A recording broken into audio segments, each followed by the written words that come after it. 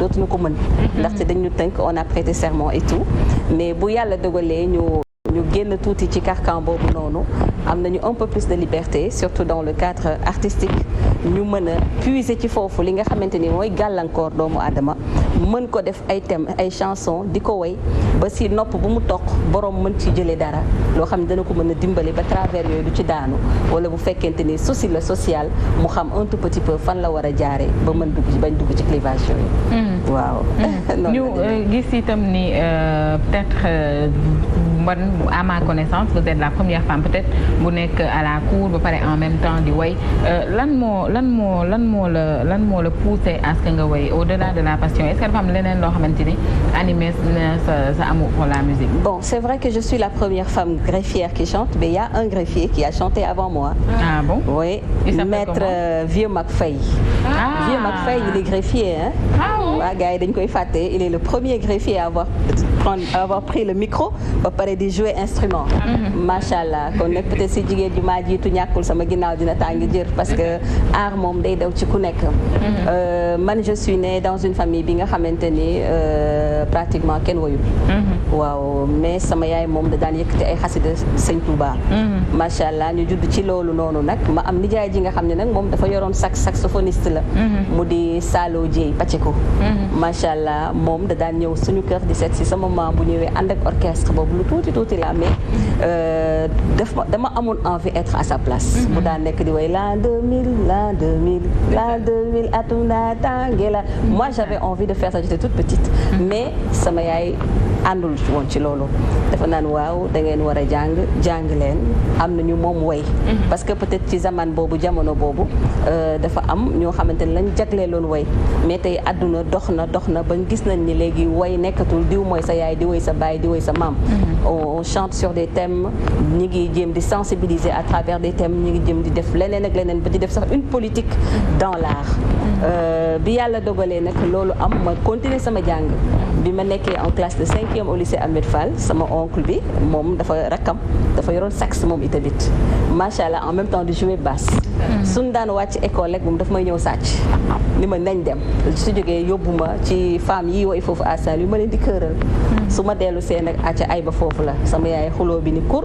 mais li nekk ci yow mënoo ci dara. xeex naa ak moom ba taay mais c'était plus fort que moi. parce que man yàlla daf ma bindee ma nekk nit ki nga xamante ni sama wax bëriwul. mais lépp lu ma la bëgg wax je vais te le dire en chance. bañoon naa ko ba ku ma tooñ sax su ma sama yaay ma déggee ma woowee rek mu ni ma ngay waare comme amal problème. c'était ça c'était en moi ba benn instant bi yàlla dogalee sama borom kër bi ma yàlla boole loon mu wàcc liggéey mu nelaw. may muuru foofu la sama premier texte bi ma njëkk bind musicalement première composition di njirim. si la dikkee ci man. loo ci wayoon. njirim. suma mondo girl yaay ci lii.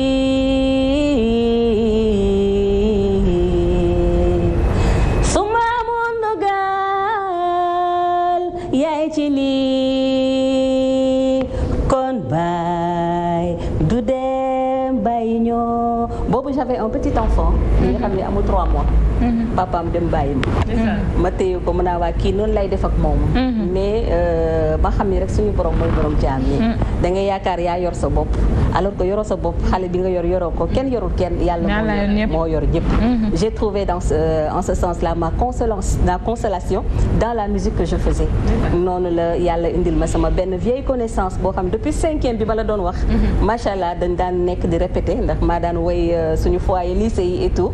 mu dellu si waat ci man ñu commencé di travailler avec la guitare voix ba affaire yi weesu guitare voix. ñu commencé di prospérer avec les artistes du quartier avec les artistes de la région ba mujj ñu ne pourquoi pas un album noonu le premier album njirim bi jaaree ba génn waaw. Et l'album quels sont les thèmes développés là-dessus lan nga ci woy parce que nag am na yenn yu ma ci jot a déglu ñàkkul ci kanam dinañu ko dégloo. waaw yow sax Nafissatou vous avez écouté le deuxième album. Le deuxième album s'intitule Yërmande. Yërmande c'est un thème bi nga xamante ni maa ngi ci woy affaire émigration clandestine. Parce que nous faisons une musique à la limite engagée. Nous vivons dans une société li ñu naan le mouton brut là où il est attaché. boo nekkee ci société gis fa ay jafe-jafe surtout man ma dëkk Ndar. mu di dëkk bi nga xamante ni xale yiy jël gaal gi di dem daanaka foofu la ñuy jëlee seen départ souvent dañuy am difficulté bu am luy naqadi ci suñu xol yi te duñ ko mën a wax. yaay yi di ko jooy sœurs yi di ko jooy frères yi di ko jooy ba xale yiy dem sax nga xamante ni sans justice moo leen tax ñuy dem. ñoom tamit ñu koy jooy léegi nag ñun en tant qu'artiste en tant que témoin de notre temps xam nga en tant que voix de ces 100 voix là yi nga xam ne sont des voix sourdes qu'on ne peut pas entendre. ñun ñu ni pourquoi pas ne pas écrire un texte dans ce sens là muy l'album muy le son Yërmande. accompagné nag yeneen 9 autres sons yoo xamante ni mi ngi ci biir album bi parce que c'est un album de 10 titres macha allah mais turu way boobu moo jox album bi son titre. waaw noonu rek la fa demee. on a vu aussi nag sax ji que nit la ku attaché wu ci Golbert Diagne. ñu gis ni que d'ailleurs wéy nga ko. dëgg la est-ce qu'on peut savoir quelles sont vos relations quelles étaient vos relations. man lii ngeen di def dama ko def. j'ai fait de l'animation quand j'avais 18 ans. boobu maa ngi doon def sama première année droit. ma ne Golbert soog a ubbi rajo ba ñun ñu nekk fa ak ñoom Pape Ndiakhate Diop Ben ba ci suñu patron bu mag bi di Bougane Gueye Dany il était là avec nous. vous voyez ñooñu ñëpp c'est des poulains de tonton Golbert initié nu ci communication mais yar nu aussi ci les valeurs premières de Saint-Louisien et par-delà Saint-Louisien d'un Sénégalais muy le sens du patriotisme bëgg sa bopp ndaw sa bopp respecter sa nawle te mën a joxe cër te nangoo liggéey waaw loolu moo ma attaché ak sama papa jooju yàlla na ko yàlla yërëm te xare ko àjjana firdawsi gën a kaw macha allah. Est-ce que aussi vous avez eu à partager certaines scènes ak les artistes qui sont ici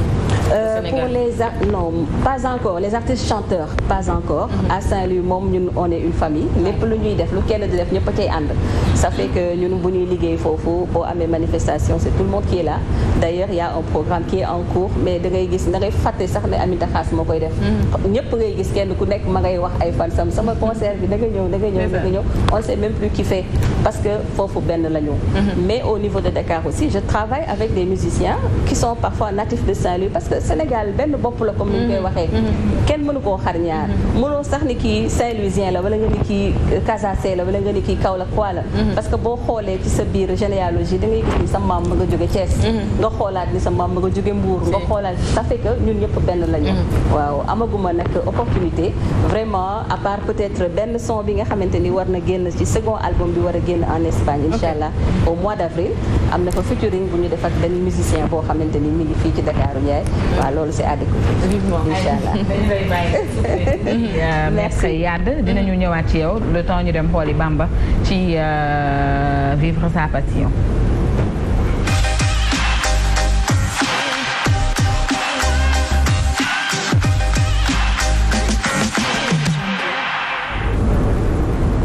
Aïcha Sëñ Xaadim tey nag dañoo fas yéene rendre hommage ki nga xam ne moom moo nekk Cheikh Anta Diop mu nekk kàngam bu mag nag di yëngum ci wàllum jàngale ak sàkkum xam-xam moom na nekkoon li nga xam ne tey moom nekk historien bu mag a mag a mag anthropologue tamit mën nañ see jàpp ne daal dina ciy yëngu moom mu ngi gane àdduna ci atum 1923 fee ne ca Ceytu daal di nekk benn village boo xam ne jege na fee ca Bambey donc mën nañ jàpp ne nag moom Cheikh Anta Diop nekkoon li nga xeexal di xeexal ki nga xam ne tey ji moo nekk der bu ñuul surtout li nga xam ne tey ji daawoon nañu ko teg si suñu der yi ñun ci nga xam ne tey ji moo nekk histoire yi nga xam ne jotoon na fi am Cheikh Anta Diop nag mën nañ jàpp nag ci loo xam ne tey ji jotuñu ko woon fësal ci moom parce que soo xoolee suñu maam yi daal dinañ def benn gëstu boo xam ne tey ji daal dinañ xam ci li nga xam ne tey ji moom moo nekk Cheikh Anta Diop gannaaw li nga xam ne tey ji def na ko ci jàng ak njàngale bi daal dina yaroo fee ca ëttu kii tedd kii di Cheikhul Khadim fee ca Touba mu daal di nag dem fee ca Daaru Salaam daal di fay jàng li nga xam ne tey ji moom nekk daara ju mag jooju noonu kooku nag ka moo ko fa yóbboon ñu koy woowee Serigne Moustapha Serigne Mouhamadou Moustapha autant pour moi Serigne Mouhamadou Moustapha moom moo ko fa yóbboon daal di koy xamle li nga xam ne tey ji moom moo nekk wàllum alxuraan rek ak diineem gannaaw ba mu fa jógee nag daal dinay dem fee ca Paris loolee waral mu daal di am benn ndomba tànk bi nga xam ne tey ji daal dina koy am ci lijaasa ñu koy woowee doctorat donc su élément baaxee ñu daal di découvrir ki nga xam ne tey ji moo nekk Cheikh Anta Diop te daal di del si commenté.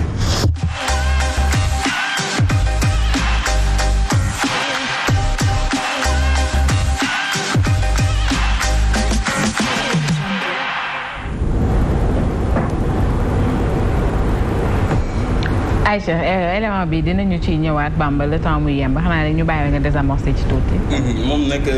jot nañ see xamle même léegi bi may waxtaan ki nga xam ne tey jii moom moo nekk Abdoulaye Mbow di journaliste yi fii ci Sen TV daal dina may xamal ne ma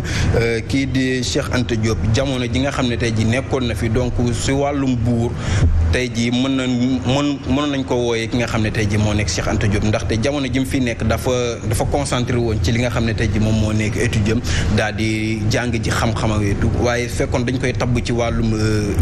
kii kër wala ci wàllum deret wala ci wàllum couronne donc dañ koy mën a tabbee li nga xam ne tey ji moo nekk buur jot na nag ñu bari xam ci ki nga xam ne tey ji moo nekk Cheikh Anta Diop mën nañ jàpp ne gannaaw li nga xam ne tey ji def na ko ci àq bi yelleefu doomu aadama ma daal di gëstu bu baax a baax kii di waajuram bu jigéen mën nañ jàpp ne tamit kii di maam Cheikh Ibrahima Fall moom moo ko mujjee jël mu doon soxnaam donc loolu yëpp nag sénégalais yu bari xamuñu ko woon ndaxte waaw maam Cheikh Ibrahima Fall moom moo mujjee jël ki nga xam ne tey ji moom moo nekk waajuram bu jigéen bu Cheikh Anta Diop daal di koy def soxnaam te donc loolu doon na benn secret boo xam ne ñu bari xamuñu ko woon mais grâce à li nga xam ne tey